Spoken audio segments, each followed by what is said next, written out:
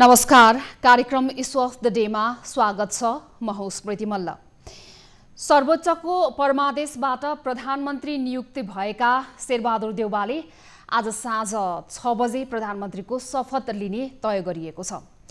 सर्वोच्चले प्रतिनिधि सभा पुनर्स्थापित गर्दै गर्दा राजनीतिक दलहरूले कानुन भन्दा माथि गएर कुनै पनि असंवैधानिक कदम चाल्न खोजे त्यसमा अंकुश लगाउने प्रश्न पारेको छ। यसलाई गत पुस 5 गतेको पहिलो पटक केपी ओलीको प्रतिनिधि सभा विघटन गर्ने कदम र जेठ 7 को मध्यरातमा प्रधानमन्त्री ओलीको सिफारिसमा राष्ट्रपतिले गरेको संसद विघटनलाई सच्याउँदै सर्वोच्चले छर्लङ्ग पारिदिएको छ। यसले तत्कालका लागि राजनीतिक गतिरोधको सम्बोधन गरे पनि सोमबारको अदालतको फैसलाले भने कार्यपालिका, व्यवस्थापिका र न्यायपालिकाको क्षेत्राधिकारमाथिको अन्तरसङ्घर्ष फेरि एकपटक बल्झाइदिएको छ र हिजोको फैसला भन्दा पछाडि आएका कतिपय टीका टिप्पणीहरूले व्याख्या उपव्याख्याहरूले पनि यस्तै देखाएको छ।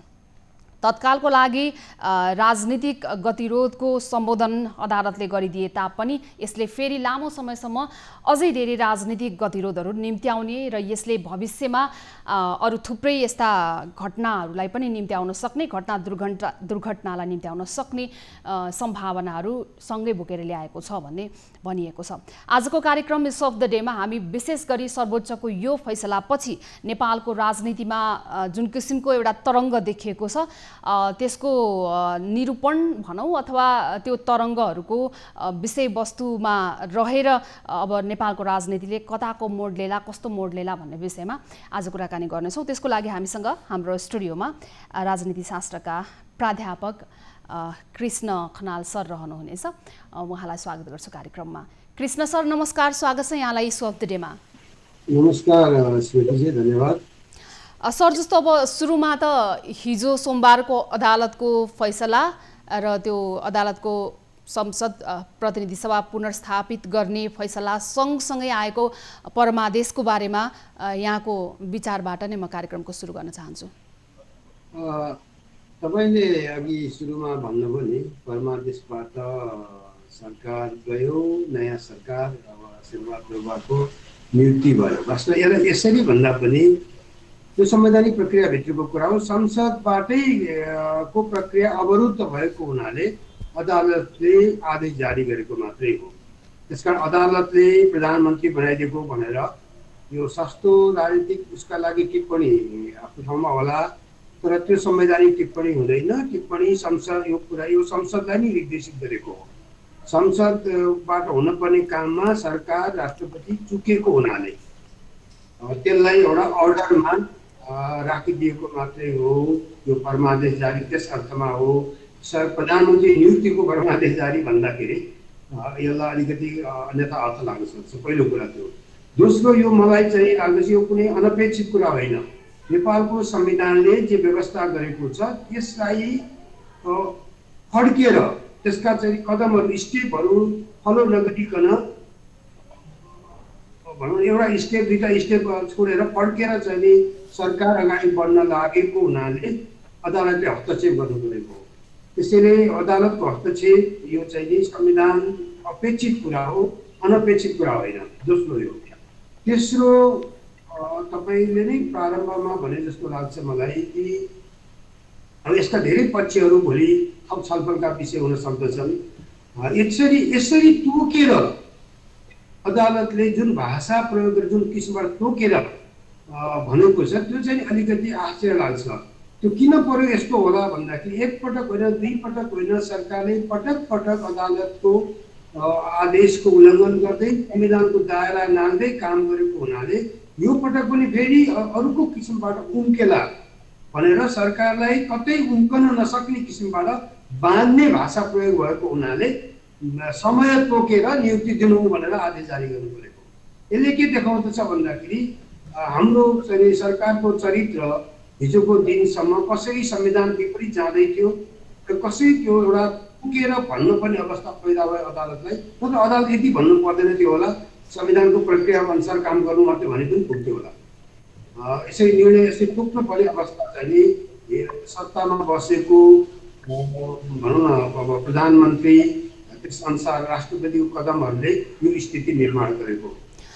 अवश्य पनि अब सरले हजुर सर अब सरले नै भनेको जस्तो गरेर परमादेशबाट नै प्रधानमन्त्री नियुक्त भनेर हामीले अहिले संविधानले गरेको कुरालाई फ्याट्टै त्यसो नभनिहालौँ भन्दाखेरि चाहिँ अहिले धेरैले चाहिँ परमादेशबाट शेरबहादुर देउवालाई 28 घण्टा त्यो पनि समय 28 घण्टा तोकेर नै प्रधानमन्त्री बनाऊ भनेर सिधा सिधा आदेश दिँदाखेरि कतै अदालतले चाहिँ राजनीतिक अधिकारमाथि हस्तक्षेप गर्न खोज्यो भनेर पनि यसलाई बुझिएको छ र सरसर्ती हेर्दाखेरि यसलाई कानुनले पनि स्पष्ट रूपमा उले हामीसँग कानुनी व्याख्या पनि हजुर भनौँ एउटा बहस अघिल्लो पटकदेखि नै पुस 5 को प्रतिक्रिया विघटनदेखि नै एक पक्षले भन्दै थियो कि राजनीतिक विषय अदालत प्रवेश गर्न मिल्दैन भनेर।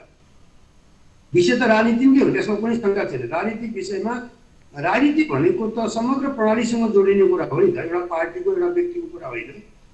त्यसैले राजनीतिक प्रक्रियाबाट टुङ्गो लाग्न पर्ने कुराहरू जब टुङ्गो लाग्दैन, संविधानले देखाएको बाटोबाट राजनीति टुङ्गो लाग्दैन, त्यसबाट आउने विवादहरूको निरूपण अब हाम्रो संविधान मात्रै होइन कि लोकतान्त्रिक प्रणाली भएका सबै देशहरूमा यस्तो द्वन्द्व अथवा यो खालको एउटा विवादको स्थिति आउँदाखेरि न्यायपालिकाले नै यो टुङ्गो लगाउने कुरा हो। न्यायपालिका नभइकन यदि संविधानको धारा अनुसार राष्ट्रपतिले त्यही अनुसार काम गरिदिएको भएदेखि त यो अदालतमा पुग्दैन थियो नि त। त्यसकारण अदालत राजनीतिमा आयो भनेर भन्ने यो अवस्था कसरी निर्माण भयो, कसका कारणले गर्दा निर्माण भयो, त्यो महत्त्वपूर्ण हुन्छ पहिलो कुरा। दोस्रो, अब धेरै कुरा राजनीति अदालतले मात्रै गर्नु चाहिँ नि त्यो राजनीतिक योग्यता, नेतृत्वको क्षमता, यी सब कुरामा प्रश्न हुन्छ। हेर्नुहोस् त, यो सायद आज जुन किसिमबाट यो गएका केही महिना यता 6 महिना यता सर्वोच्च अदालतका फैसला सरकारका बारेमा हेर्नु हो, यत्रो विधि सेन्सरसिप संसारमा कुनै पनि प्रधानमन्त्रीमाथि अथवा राष्ट्रपतिमाथि न्यायपालिकाले लोकतन्त्र भएको देशमा लगाएको उदाहरण पाइँदैन। हामी कहाँ एउटा होइन, दुईटा होइन, प्रधानमन्त्रीका एकपछि अर्को मन्त्री नियुक्तिसम्मका सारा फैसलालाई अदालतले बदर गर्नुपर्ने अवस्था किन आयो?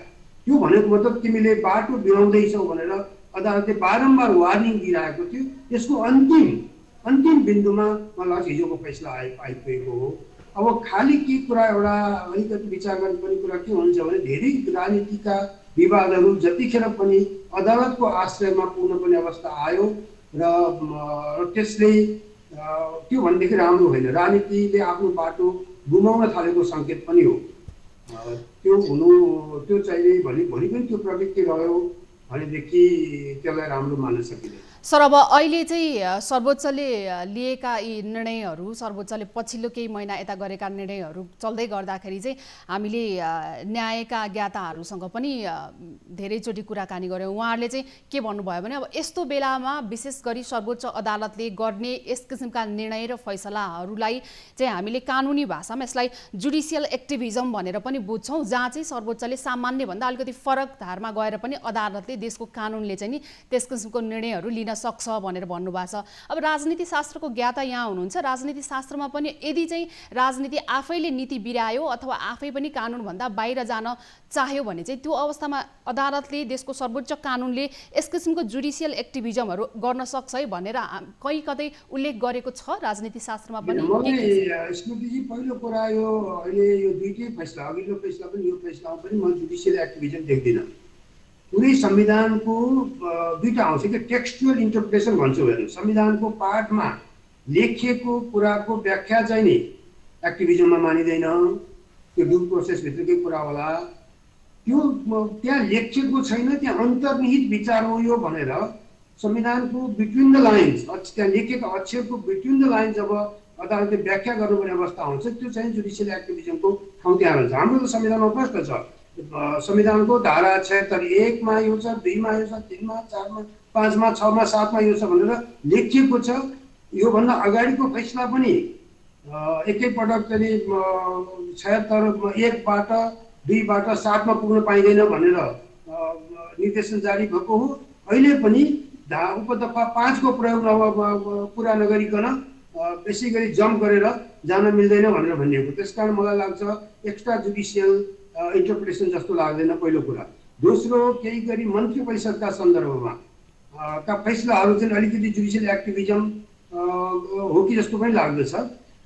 तर त्यसको परिस्थिति कसरी निर्माण भयो भन्दाखेरि मेरो आफ्नो बुझाइमा त नेपालको संविधानले प्रधानमन्त्रीलाई जब विश्वासको मत प्राप्त गर्न सक्दैनन् सदनमा अथवा अविश्वासको प्रस्ताव पारित हुन्छ त्यो स्वतः पदमुक्त हुन्छ, राजीनामा पनि गर्नु पर्दैन, पदमुक्त हुन्छ। कसैले नैतिकताको देखाएर त्यो पदमुक्त भन्दै पनि आफूले पनि राजीनामा पत्र पनि दिन्छन्। तर नेपालको सन्दर्भमा यो विश्वासको मत गुमाएपछि प्रधानमन्त्री केपी ओली पदमुक्त भएको जानकारी राज्यले कतैबाट दिन सकेन। बेलुका तुरुन्तै चाहिँ नि केही घण्टाको समय मिलाएर फेरि त्यो सबैभन्दा ठुलो दलको हैसियतले कुनै व्यक्तिले प्रधानमन्त्रीको शपथ गरेको, उनीलाई प्रधानमन्त्री नियुक्त भएको र त्यसको आधारमा पछि चाहिँ जुन किसिमबाट सरकारमा मन्त्रीहरू बदलियो, कहिले अब सांसद नभएका मन्त्री राख्ने, कहिले चाहिँ अब त्यही अनुसारको आफ्नो राजनीतिक अनुकूलताको हिसाबले बनाउने, यो चाहिँ तिमी एकातिर विघटन गर्ने, अर्कोतिर चाहिँ काम चलाउ सरकारको हैसियतमा पुगिसकेपछि फेरि त्योभन्दा बाहिर गएर काम गर्ने भन्दाखेरि त्यहाँनिर अलिकति एक्टिभिजमको प्रश्न मैले देखिरहेको छु। हिजोको फैसलामा अथवा योभन्दा अगाडिको पुस 5 को विघटनलाई बदल गरेको कुरामा जुडिसियल एक्टिभिजम देखिँदैन। स्मृतिजी के हुन्छ भने जुडिसियल एक्टिभिजम नराम्रो कुरा होइन। एकछिनको लागि म उदाहरण दिउँ। अहिले त हाम्रो संविधान हालै छ, अस्ति भर्खरै बनाएको संविधान हो। आज अमेरिकाको संविधान अब 200 वर्ष नागिसक्यो, कसरी टिकिरहेको होला त? त्यसकारण यो नयाँ जेनेरेसन, नयाँ चाहिँ समयको परिवर्तित आकांक्षा हिजो लेखिएका 10 वर्ष, 20 वर्ष, 50 वर्ष, 100 वर्ष अगाडि लेखिएका संविधानमा त्यो नबोक्न सक्छ, त्यसको भाषाले नबोक्न सक्दछ। त्यसकारण पछिल्लो पुस्ताले को आकांक्षालाई सम्बोधन गर्नका लागि आउने जुडिसियल एक्टिभिजम हो। कहिलेकाहीँ तपाईँको के भन्छ यो संविधानको स्पिडसँग मेल खाएन र यदि भनौँ अलिकति त्यसलाई डिक्टेट गर्ने अवस्थाबाट सरकार जान थाल्यो भनेदेखि पनि जुडिसियल एक्टिभिजम तुरुन्तै पनि आउन सक्छ। तर मलाई अहिले लाग्छ जुडिसियल एक्टिभिजम खासै भएको चाहिँ अलिकति फरवर्ड एउटा इन्टरप्रिटेसन संविधानको बारेमा अलि एसर्टिभ रोल चाहिँ अहिले कोर्टले सर्वोच्च अदालतले देखाएको हो, एक्टिभ भएर आएको हो। तर जुडिसियल एक्टिभिजमै चाहिँ भनेर यसलाई हेर्न पर्छ जस्तो मलाई लाग्दैन। हुन्छ, अब सर्वोच्चको फैसला र सर्वोच्चको परमादेश को विषयमा कुरा गर्दाखेरि र केपी शर्मा ओलीले अहिले केही बेर अगाडि मात्रै सम्बोधन गर्दाखेरि उहाँले के कुरा उल्लेख गर्नुभयो भने परमादेशमा चाहिँ 76(5) अनुसार अब फेरि प्रधानमन्त्रीमा केपी शर्मा ओलीले दाबी गर्न नपाउने भनेर परमादेशमा नै उल्लेख गरिदिएको छ पनि भन्नुभयो। हुन त अब मैले परमादेश त्यसको पूर्ण पाठ सबै म आफैले पनि पढ्न भ्याएको छैन, तर प्रधानमन्त्रीले सम्बोधनमै त्यसो भनिरहँदाखेरि चाहिँ यदि परमादेश अदालतले दिएको परमादेशमा 28 घण्टाभित्रमा देउवालाई प्रधानमन्त्री नियुक्त गर र प्रधानमन्त्रीमा पुनः केपी ओलीले दाबी गर्न पाउने छैनन् भनेर लेखिएको छ भने चाहिँ यो कतिको सही हो अथवा सही गलत भन्नुभन्दा पनि किन लेखियो भन्ने चाहिँ यो व्याख्या हो हैन। यसलाई अब तपाईले कसरी हेर्नुहुन्छ, अलिकति एक्टिभिजमको संकेत पनि आउला यो व्याख्यामा।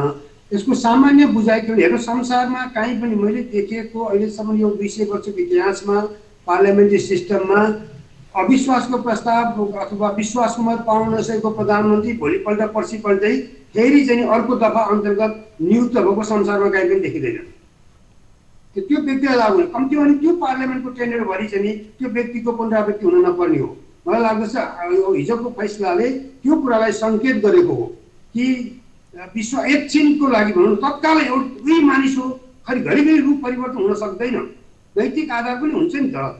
त्यसका नयाँ एउटा परिवेशमा भोलि यो अहिलेको एउटा यो प्रक्रियाले एउटा ठाउँमा पुग्यो, भोलि भन्नुहोस् न अब यो सरकारले विश्वासको मत लियो, विश्वासको मत पायो, सरकार चलाउँदै अब अहिलेको त संविधानले दिँदैन होला, किन भन्दाखेरि 1 वर्ष 2 वर्षको हामीसँग प्रावधान छ अविश्वासको प्रस्तावलाई जाने।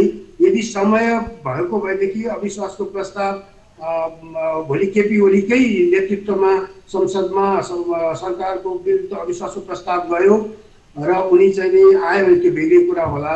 तर यो त तत्काल दिएर हेर्नुहोस् न, एउटा कुर्सीमा बसिराखेको छ, यो त असाध्यै ब्युरोक्रेटिक चाहिँ शैलीको भयो एकदमै। सर अब यसमा मलाई लाग्छ यो चाहिँ उनीले केपी ओलीले नै अहिले यो रिपिट गर्न पाउँदैन भन्नुको अर्थ चाहिँ कम्तीमा पनि संसदीय दलको के अरे उनलाई पुनर्निर्वाचन गर्नुपर्ने हो, उनले संसदीय दलको नेतृत्व पनि छोड्नुपर्ने हो।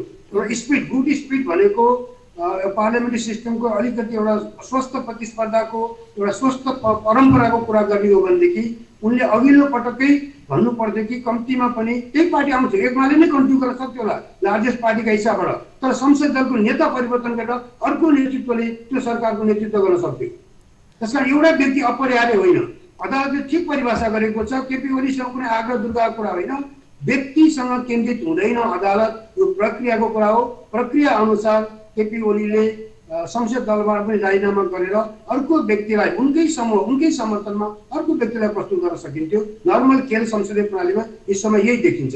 जब कुनै आउटगोइङ नेताले विश्वासको हासिल गर्न सकेको छैन भने उनले आफ्नो पार्टीमा ठुल्ठुलो नेतृत्व गरेको, तपाईँ टोनी ब्लेयरको कुरा हेर्नुहोस्, मार्गरेट थ्याचरको कुरा हेर्नुहोस्, उनीहरूले पनि जब संसद दल छोड्न पर्ने अवस्थामा आफैले भनेको मान्छेलाई संसद दलको नेता बनाएर पदबाट विश्राम लिएका छन्। सर, जस्तो अब केपी शर्मा ओलीले पुस 5 गते प्रतिनिधि सभा विघटन गर्दै गर्दाखेरि अब आफ्नो विरुद्धमा अविश्वासको मत प्रस्तुत हुँदैछ भनेपछि ठ्याक्क त्यसलाई स्किप गरेर प्रतिनिधि सभा विघटन गरिदिए र त्यसपछि पनि प्रधानमन्त्रीमा उनी कायम नै रहे, कायम रहँदै आए। जेठ 7 गतेसम्म प्रधानमन्त्रीमा कायम रहने अवस्था बनि नै रह्यो र जेठ 7 गतेको मध्यरातमा पनि त्यस्तै किसिमको असंवैधानिक कदम प्रधानमन्त्री केपी शर्मा ओलीले चाले। अब यसो हो भने चाहिँ हामी के राजनीतिक नैतिकतालाई मात्रै दोष देखाएर त्यो आधारमा टेकेर एउटा फेल भइसकेका प्रधानमन्त्रीलाई लगभग आधा वर्ष चाहिँ हामीले आफ्नो बागडोर सुम्पियौँ, यो कमजोरी चाहिँ हामी किन खेपिरहेका छौँ, किन हामी सुम्पिन बाध्य भइरहेछौँ? यस्तो छ स्मृतिजी, मलाई के लाग्छ हामीले अभ्यास त गर्यौँ संसदीय प्रणालीको, संसदीय संस्कार हामीले पटक्कै बनाएको छैन। हाम्रो दलहरूमा पनि संसदीय संस्कार छैन, नेताहरूमा पनि संसदीय संस्कार छैन। राज्यको संसदलाई हेर्ने संस्था चाहे प्रधानमन्त्री हुन् या राष्ट्रपति हुन्, राष्ट्रपतिदेखि लिएर दलका नेतासम्म यो संसदीय संस्कार बनेको देखिँदैन। संसदीय प्रणाली मात्रै भनेर पुग्दैन, त्यसले केही व्यवहारको अपेक्षा गर्दछ, एक प्रकारको संस्कृति खोज्दछ। त्यो संस्कृति अब तत्कालै त्यो बनेर आउने कुराहरू म आजको मात्रै केस देख्दिनँ। यो अहिले केपी ओलीका कारणले मात्रै यो संसदीय प्रणालीमा विचलन आएको होइन। अब हामीलाई त्यो अगाडिको कुरा थाहा छैन, 48 सालपछि मात्रै हेर्ने हो भने पनि धेरै पटक दलहरू यो झेली खेलमा प्रवेश गरेका छन्। हेर्नुहोस्, संसद विघटन गर्ने, अविश्वासको प्रस्ताव चल्ने, यो बात त्यो नेता होइन। कोही पनि 48 सालदेखि यहाँसम्म आइपुग्दाखेरि मुस्किलले 1 2 प्रधानमन्त्री होलान् जसले यो खेल खेलेनन्। त्यो खेल नखेल्ने मान्छे एकजना कृष्णप्रसाद भट्टराई मात्रै हो, बाँकी सबैले यो झेली खेल खेलेका छन् 48 सालदेखि यहाँसम्म। हेर्नुहोस्, त्यसकारण यो चाहिँ संस्कार, यो कुसंस्कारबाट मुक्त कसरी हुने, यही संस्कार बोक्ने हो। जुनसुकै प्रणाली भए पनि काम लाग्दैन। अब सधैँभरि अदालतले बाटो देखाइरहन पनि सक्दैन होला, सधैँभरि नागरिक चाहिँ नि सडकमा आएर भनिरहन पनि गाह्रो हुन्छ। त्यसले गर्दाखेरि अब कहिले आउँदछ यो चेत नेतृत्वको जिम्मेवारीमा बसेका मानिसहरूलाई यो हामीले कामना गर्ने हो, हामीले औँला देखाउने हो। न्यायिक र राजनीतिक सेरोफेरोमा चाहिँ हामी अलिकति सामान्य ट्र्याकबाट थोरै मात्रै ट्र्याक हट्यौँ भने चाहिँ हामी सबै नै अलमलमा पर्दो रहेछौँ भन्ने चाहिँ अहिले पनि देखिएको छ। किनभने अहिले सर्वोच्चको हिजोको फैसला आउने बित्तिकै यसको यो हाम्रो नेतालाई लागू हुँदैन। हेर्नुहोस्, उहाँहरू तयार हुनु न। यसको कारण के हो भन्दाखेरि तपाईँको घरिघरि एउटै व्यक्ति प्रधानमन्त्री भइरहने, प्रधानमन्त्री भएका मान्छे दलका ठुला नेताहरू हावी भइरहने। जस्तो एमालेमा कतिजना पूर्व प्रधानमन्त्री हुनुहुन्छ, माधव कुमार नेपाल, अब केपी ओली, झलनाथ खनाल, 3 जना त पूर्व प्रधानमन्त्री हुनुहुन्छ। 3 जनाले फेरि प्रधानमन्त्री हुने आश मेटेको छैन।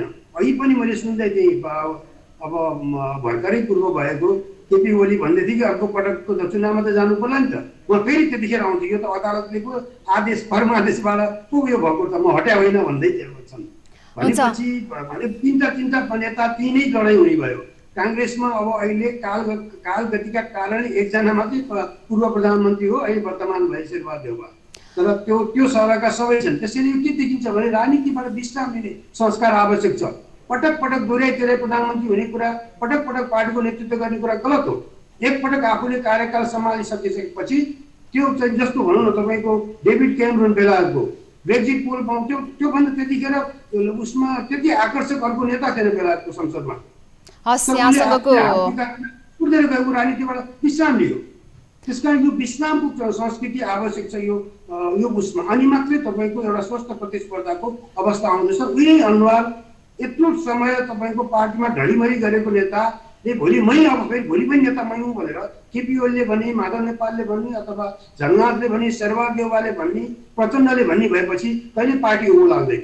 हुन्छ, 76.5 मा सर्वोच्चले गरेको व्याख्यापछि यतिखेर राजनीतिक टिका टिप्पणीहरूमा रहेर सरसँग म ब्रेकपछि कुरा गर्नेछु। हामीसँग यतिखेर प्राध्यापक कृष्ण खनाल सर हुनुहुन्छ। पालो भएको छ छोटो ब्रेकको। लाइफबोय हात धुने समयका साथमा लाइफबोय।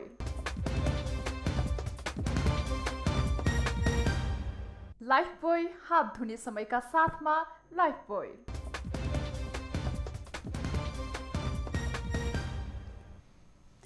ब्रेकपछि पुनः स्वागत छ कार्यक्रम इस्यु अफ द डेमा। हिजो सोमबार सर्वोच्चले प्रतिनिधि सभा पुनर्स्थापित गरिदिएपछि र साथसाथमा 28 घण्टाको समय राखेर देउवालाई प्रधानमन्त्रीमा नियुक्त गर्न परमादेश जारी गरेपछि यतिखेर राजनीतिक सरगर्मी बढेको छ र आज केही बेर अगाडि मात्रै केपी शर्मा ओलीले राष्ट्रको नाममा सम्बोधन पनि गरिसकेको अवस्था छ र साँझ 6 बजे देउवाको शपथ औपचारिक रूपमा घोषणा गरिएको छ।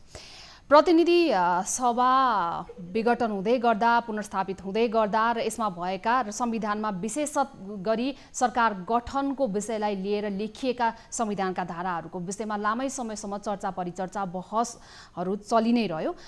सरकार गठन सम्बन्धी संविधानको धारा 76 मा भएका विभिन्न उपधाराहरूमा चर्चा पनि भयो र त्यसमध्ये पनि विशेष गरी 76.5 मा चाहिँ पछिल्लो समय न्यायालयका व्यक्तित्वहरू आफैले पनि मत बाँझिने गरी लामै समय बहस गर्नुपर्ने अवस्था निम्तिएको थियो। अन्ततः 76.5 को विषयमा पनि हिजो अदालतले व्याख्या गरिदिएको छ र स्पष्ट रूपमा अब 76.5 मार्फत प्रधानमन्त्रीमा दाबी पेश गर्दाखेरि चाहिँ सांसदहरूमाथि दलको व्हिप नलाग्ने भनिदिएको छ। सरलाई यतिखेर म जोड्न चाहन्छु, हामीसँग राजनीति शास्त्रका प्राध्यापक कृष्ण खनाल सर हुनुहुन्छ। ब्रेकपछि पुनः स्वागत छ सर। धन्यवाद सर। जस्तो अब 76, 1, 2, 3, 4 त अब सामान्य रूपमा यो निरन्तर प्र्याक्टिसमै भइरहेका धाराहरू भए। अहिले 76.5 जुन थपियो, 76.5 मा चाहिँ सरस्वती यहाँ आफूले हेर्दाखेरि र यो बहस जारी भइरहँदा पनि 76.5 यहाँ आफूले पढ्दाखेरि चाहिँ यो व्याख्या आउनुभन्दा अगाडि यो धारा आफैमा कति स्पष्ट थियो, कति अस्पष्ट थियो, त्यसपछि बाँकी कुरा गरौँ सर।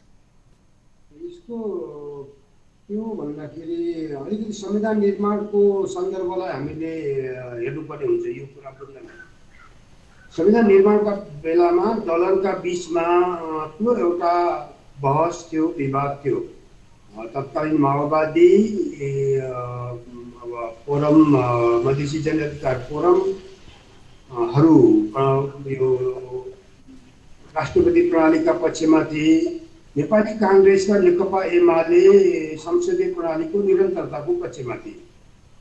अनि संसदीय हिजोको अभ्यासले संसदीय प्रणालीमा स्थिरता नहुने भयो। घरिघरि प्रधानमन्त्रीमाथि अविश्वासको प्रस्ताव, बहुमत हुँदाखेरि पनि संसद चाहिँ पूर्ण अवधि नटिक्ने। यसको उपाय के हुन्छ त भन्दाखेरि कांग्रेस र एमाले मिलेर संयुक्त रूपमा सुधारिएको यो चाहिँ संसदीय प्रणाली भनेर प्रस्ताव पेश गरे। यसैमा छलफल गर्दाखेरि कसरी उसको चाहिँ अस्थिरताबाट जोगाउने त। हङ पार्लियामेन्ट बन्न सक्छ, कसैको बहुमत हुन सक्दछ, अथवा बहुमत भएको बेलामा पनि प्रधानमन्त्रीले उसको स्वेच्छाले चाहिँ विघटनमा जान सक्छन् भनेपछि यी विकल्पहरू आए। यो 5 उपतर्फ 5 भनेको अलिकति विशेष व्यवस्था हो। यो हेर्नुहोस्, यो कस्तो हुन्छ भन्दाखेरि असाधारण व्यवस्था पनि हो। यो सामान्यतया यो प्र्याक्टिस पाइँदैन। तर संसदीय प्रणाली भएका पुराना देशहरू, भारतकै तपाईँले हेर्नुभयो भने पनि त्यहाँ चाहिँ यो सबै हाम्रो जस्तो धारा 1 मा यो उपदफा 1, यो उपदफा 2 भन्ने संसारमा कहीँ पनि लेखिँदैन। के लेखिन्छ भन्दाखेरि राष्ट्रपति या राज्य प्रमुखले, राष्ट्र प्रमुखले यसले विश्वासको मत ल्याउन सक्छ भन्ने लागिसकेपछि उसले विश्वास लिन सक्छ संसदको भन्ने लागि त्यसलाई प्रधानमन्त्री दिने हो। हाम्रै 15 सालको संविधानमा यसरी बाध्यको राजाले बाँधेको थिएन कि त्यतिखेर श्री 5लाई लागेको, जसले चाहिँ यो संसदको विश्वास लिएर सरकार बनाउन सक्छ भन्ने लागेको व्यक्तिलाई राजाले नियुक्ति गर्न सक्ने व्यवस्था थियो। तर उनले अरू कसैलाई गरेन, महेन्द्रले अरूलाई गरेन नि त। बिपी कोइरालाले किन गर्नु पर्यो भने संसदीय प्रणालीमा के हुन्थ्यो भने जुन दलले बहुमत लिएर आउँछ त्यो बहुमत प्राप्त दलको संसदीय दलको नेतालाई नियुक्ति गर्ने प्रचलन छ। त्यो प्रचलन मानेको हाम्रो संविधानले त्यसै अहिले यस्तो प्रश्न लेखेको छैन। यो पछि आएर 47 सालमा संविधान बनाउँदा अहिले बनाउँदा के लेख्नु पर्ने, यो धाराको दुरुपयोग होला भनेर चाहिँ यसरी तोकिकन लेख्नु परेको हेर्नु। तपाईँले यो सामान्यतया पर्दैन। त्यो विवेक भएको एउटा राजनीतिक प्रणाली अलिकति विस्तार भएको विकसित भइसकेको अवस्था भएदेखि यो आवश्यकै पर्दैन थियो। यसमा खालि त्यसैले लाग्दैन भनेको कारण के हो भनेदेखि दलको चाहिँ यो व्हिप लगाएर गर्ने कुरा त धारा उपदफा 3 सम्म सबै पर्याप्त छ नि। जब त्यसले पनि काम नगरिसकेपछि चौथो विकल्पका रूपमा उपदफा 5 आएको। त्यसका त्यो अवस्थामा फेरि व्हिपकै कुरा राखिदिने हो भने उपदफा 5 चाहिँदैन। व्हिपलाई यथावत राख्ने हो भने उपदफा 5 चाहिँदैन। व्हिप मुक्त चाहिँ यो प्रावधान हो भनेर गरिएको व्यवस्था हो। त्यसलाई फेरि रिइन्फोर्स गरिदियो अदालतले कि अब भोलि विश्वासको मत दिने बेलामा पनि यो कुरा चाहिँ मान्छेले त्यो भनौँ न सांसदहरूले विवेकले मत हाल्न सक्छन्। पार्टीले व्हिप जारी गर्नु पर्दैन। व्हिप जारी गर्ने 3टा स्टेप त पार गरेर आइसकेको छ। यहाँ 3टा व्हिपले काम नगरेको हुनाले, व्हिपले हामीले अपेक्षा गरेको परिणाम नदिएका हुनाले व्हिप विहीन चाहिँ प्रावधानको खोजी भएको हो। यो अलिक विशेष व्यवस्था हो। यो एउटा आइडियल पनि हो। हेर्नु थियो अहिले चाहिँ जानेपछि आइडियल हो।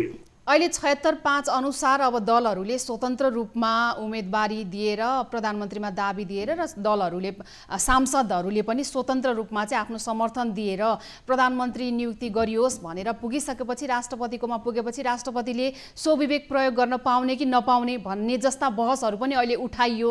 अब अहिले अर्को डरलाग्दो कुरा के आयो भने स्मृतिजी यो पटकका जुन शैलीमा राष्ट्रपतिको कार्यालयबाट जवाब गयो नि, वकिलहरूले त्यही आधारमा पिट गर्न खोजे कि राष्ट्रपतिलाई यो लागू हुँदैन, राष्ट्रपति संविधानभन्दा माथि जस्तो राष्ट्रपतिले गरेको काममाथि प्रश्न हुँदैन भनेर एउटा सिम्पल लेखे पुग्थ्यो कि संविधानको दफा यति अनुसार प्रधानमन्त्रीको सिफारिसमा राष्ट्रपतिले गरेको हुनाले योभन्दा बढ्ता भन्नुपर्ने राष्ट्रपति केही पनि छैन भन्ने पुग्थ्यो। त्यहाँ राष्ट्रपति यो लागू हुँदैन त्यो लागू हुँदैन भनेको मतलब हामीले राष्ट्रपतिलाई एउटा विशेष अधिकार सम्पन्न संस्थाका रूपमा बनाउन खोजेछौँ। त्यो गलत हो। दोस्रो चाहिँ तपाईँको यो के हो भन्दाखेरि त्यहाँ प्रश्न लेखिएको छ कि त्यसै आधार प्रस्तुत गरेमा भनिन्छ। बाँकी छ नि त, त्यहाँ वाक्यांश नै छ। हिजोको फैसलामा चाहिँ सर जस्तो अब सर्वोच्चले फैसला गर्दै गर्दाखेरि चाहिँ हिजोको अवस्था कस्तो थियो भने सर्वोच्च आफैले पनि संविधानमा लेखिएका कतिपय कुराहरूलाई व्याख्या गरिदिनु पर्ने अवस्था भएको कारणले गर्दाखेरि सर्वोच्चले हिजोको फैसला सँगसँगै व्याख्याहरू धेरै नै जोडेर व्याख्यात्मक फैसला पनि गरेको थियो। र यो बेलामा चाहिँ हिजै मात्रै चाहिँ फैसलामा केले भनिएको छ भने संविधानको धारा 66ले राष्ट्रपतिको अधिकार र कर्तव्यका कुरालाई प्रष्ट शब्दमा चाहिँ संविधान र कानुनी दायरा भित्र सीमाबद्ध गरेको छ भनेर फेरि अर्को एकचोटि सम्झाउनु पर्ने अवस्था किन आयो। र यसो गर्दाखेरि यो लेख्दाखेरि यही संविधान हिजोको फैसलामा लेखिएको यो कुरालाई टेकेर चाहिँ कतिपयले के भन्यो भने अहिले चाहिँ राष्ट्रपतिको पनि अधिकारमाथि अब तपाईँ कुन जेनेरेसनको हुनुहुन्छ, म त अलिक पुरानो जेनेरेसनको परे, कहीँ कुरा मेरै आँखा अगाडि भएका छन्। 47 सालको संविधान लागू भइसकेपछि एउटा मुद्दा परेको थियो। हेर्नुहोस्, राष्ट्रपति के अरे राजदूतको नियुक्ति सम्बन्धमा राजाले गरेको भनेर त्यतिखेरै सर्वोच्चले के व्याख्या गरिदियो भने यो त मन्त्रीपरिषदको सिफारिसमा हुने भएको हुनाले त्यो चाहिँ आदेश जारी राजाको नामबाट भए पनि यसमा बहस गर्न सकिन्छ, मुद्दा लाग्छ, गलत भए गलत भन्न सक्छ अदालतले भनेर नजिर स्थापना भएको छ। त्यही नजिरलाई लिएर जस्तो राजाले गरेको हो नि त, तपाईँको 51 सालको विघटन पनि 52 सालको विघटन पनि सबै हिजो राजा छँदाखेरि प्रतिनिधि सभा विघटन सबै राजाले गरेको। राजाले गरेका निर्णयमा पनि फैसला अदालत प्रवेश गर्न सक्दछ किन संविधानले राजालाई बाँधेको छ। त्यतिखेर 47 सालको संविधानको धारा 38 जस्तो लाग्दछ त्यसले बाँधेको छ कि राजाले गर्ने भनेको कुरा राजाले आफैले गर्ने हो स्पष्ट लेखिएकोमा बाहेक मन्त्री परिषदको र अथवा सम्बन्धित निकायको सल्लाहमा हुनेछ र त्यो सल्लाह दिने चाहिँ संस्था व्यक्ति जिम्मेवार हुन्छ भन्ने कुराहरू अहिले पनि तपाईँ के हो भने राष्ट्रपति त्यही अनुसारको। त्यसकारण राष्ट्रपतिजीले गरेका सबै कुरामाथि अदालतले निर्णय गर्न सक्दछ भनेर अदालतले फेरि राष्ट्रपतिलाई सम्झाएको तपाईँको अधिकार क्षेत्र यसरी सीमित छ है भनेर भनिदिएको। जुन किसिमको राष्ट्रपतिका तर्फबाट बहस गर्ने कानुन व्यवसायीहरूले जुन तर्क राखे, जुन किसिमको पत्र लेख्यो सर्वोच्च अदालतलाई, वास्तवमा त्यो राष्ट्रपतिले आफ्नो अधिकार क्षेत्र नागेर राष्ट्रलाई प्रस्तुत गर्ने प्रयत्न भएको हुनाले मलाई अदालतले यो रिमाइन्ड गरिदिएको मात्रै हो। एकपटक सम्झाउनु पर्ने अवस्था आयो। 51 सालमा जुन किसिमको राजनीतिक घटनाक्रम थियो र जुन किसिमले प्रतिनिधि सभा विघटनको घटनाक्रम थियो त्यो अवस्थालाई फेरि अहिले पनि सम्झाउनु पर्ने देखियो। स्मृतिजी एउटा कहिले के हुन्छ भनेदेखि बुझ्ने मानिसलाई इसारा काफी हुन्छ। त्यसकारण अब प्रधानमन्त्री केपी ओली त गइले हाले, उनको त किस्सा सिद्धो, भोलि राजनीति गर्दा विचार गरे पुग्यो। राष्ट्रपति त अहिले पनि पदमा हुनुहुन्छ, विचार गर्नुपर्ने कुरा कसरी राष्ट्रपतिमाथि पनि सेन्सरसिप भएको छ कि यसरी मेरो अधिकारहरू किन यसरी चाहिँ म आफै ममाथि यसरी प्रश्न उठ्यो भनेर सोध्नु पर्ने। अहिले नागरिकले तलबाट सोधेका प्रश्न सोध्ने। सर्वोच्च अदालतले आफ्नो फैसलामा राष्ट्रपतिलाई तपाईँको काम यो भनेर भनिदिनु पर्ने भनेको मतलब त राष्ट्रपति लज्जाको कुरा हो। यो त राष्ट्रपतिको पदमा बस्ने व्यक्तिका लागि त। अब अन्त्यमा अब जाँदै चाहिँ अहिले जुन किसिमको फैसला आएको छ र फैसला आएपछि प्रतिनिधि सभा पुनर्स्थापित भयो। अब फेरि नयाँ प्रधानमन्त्री र नयाँ सरकार गठनको प्रक्रियामा हामी जाँदैछौँ। यसले चाहिँ नि राजनीतिक स्थायित्व त ल्याउँदैन भनेर धेरै दलहरू आफैले पनि भनेका छन् र कतिपय दलहरू त असन्तुष्ट नै छन्, आन्दोलन विरोधमै उत्रिने अवस्थामा पनि छन्। विशेष गरी ओली पक्षका र ओली समर्थकहरू अहिले विरोधमा पनि हुनुहुन्छ। अब यहाँले अहिले के देख्नु भएको छ? हाम्रो यो जुन किसिमको राजनीतिक वातावरण यतिखेर बनिरहेको छ त्यसको स्थायित्वको लागि दलहरू स्वयंले पनि के गर्नुपर्ने आवश्यकता देखिएको छ यतिखेर? एउटा त संविधानको दायराभित्र दलहरू बस्नै पर्यो। बहुमत छ भन्दैमा बहुमतको नाममा अहिलेको सरकार जुन अघिल्लो सरकारले जे गर्यो त्यो खालको गर्न पाएन। बहुमत हुँदाखेरि बहुमत बिना त सरकारै बन्न सक्दैन। एक प्रश्न के भने एक दलको बहुमतको अवस्था र विभिन्न दल मिलेर बहुमतको अवस्थाको मात्रै कुरा हो। संसदमा बहुमत बिना त कसैले सरकारै बनाउन सक्दैन। यो कुराको ख्याल गर्नु पर्यो। दोस्रो कुरा के हो भन्दाखेरि अघि मैले भने नि हरेकको सिमाना हुन्छ। हेर्नुहोस्, त्यो सिमानामा दल र नेताहरू कोही बस्न तयार मैले देखिरहेको छैन। एउटा समयपछि विश्राम लिने राजनीतिबाट विश्रामको संस्कार पनि चाहियो र त्यसो मलाई लाग्छ यतिखेर तत्कालको यो त क्षणिक हो। यो चाहिँ नि अब कति छ र यो उसकै आयु पनि मुस्किलले 1 वर्ष सवा वर्ष बढीमा 1.5 वर्ष होला यो प्रतिनिधि सभाको। यसले सरकारले विश्वासको मत पाएछ भने पनि विश्वासको मतबाट अगाडि बढ्दाखेरि यो सरकारले मुस्किलले चाहिँ तपाईँको यो प्रतिनिधि सभाको आयुसम्म काम गर्यो। त्यसभित्र चुनावमा जान परिहाल्छ। चुनाव अगाडि पनि गर्न सकिन्छ। प्रतिनिधि सभाको म्याद सकिएपछि मात्रै 6 महिनापछि गर्नुपर्छ भन्ने जरुरी छैन। त्योभन्दा 3 महिना अगाडि पनि चुनाव गरेर तयार गरेर राख्न सकिन्छ। जुन दिन प्रतिनिधि सभाको म्याद सकिन्छ त्यो दिन चुनावै सम्पन्न हुने गरेर पनि गर्न सकिन्छ काम। त्यसैले यो हामी कहाँ पर पदमा अल्टाउँदै अन्तिम दिनसम्म त्यो के भन्छ 59औं सेकेन्डसम्म पनि पदमा टिक्ने जुन परम्परा छ त्यो गलत हो। त्यसैले अहिले यो सरकार अगाडि जम्मा 2टा मात्रै जिम्मेवारी छ जसले धेरै ठुलो आकांक्षा पनि राख्नु पर्दैन। अहिले जनताका अगाडि भएका न्यूनतम कामहरू, जनताको सरकारका न्यूनतम कामहरूलाई यसले एउटा उसमा जानु पर्यो। मुलुक चाहिँ एउटा यस्तो अवस्थामा छ, जनताको जीवनको चाहिँ सुरक्षाको सवाल छ, कोभिडको चाहिँ एउटा प्रकोप जारी नै छ।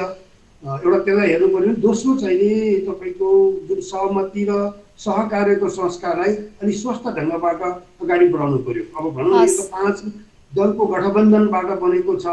अब नेकपा एमालेका माधव नेपाल समूह गठबन्धनमा त अब म छैन भनेर हिजो पछि प्रधानको फैसलापछि अलिकति ब्रेक भएको छ। अझै बढी चुनौती देउबालाई छ यतिखेर।